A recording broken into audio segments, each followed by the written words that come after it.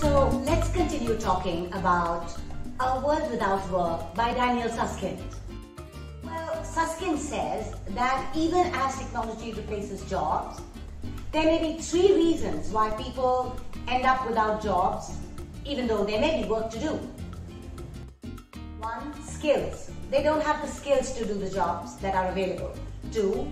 Identity. They don't feel that these jobs are right for them or that they really want to do them. And 3. Place.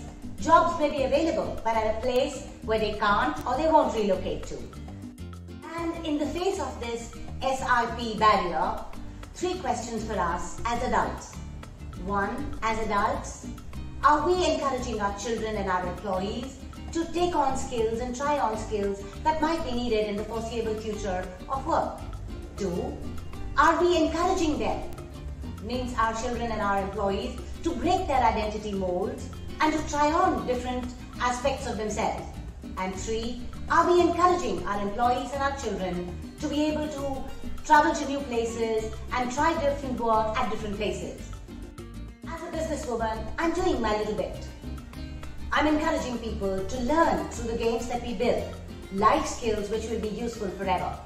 Grit, decision making, problem solving, adaptability, flexibility. And I want to hear from you. How are you as an HR professional, a business person, a parent?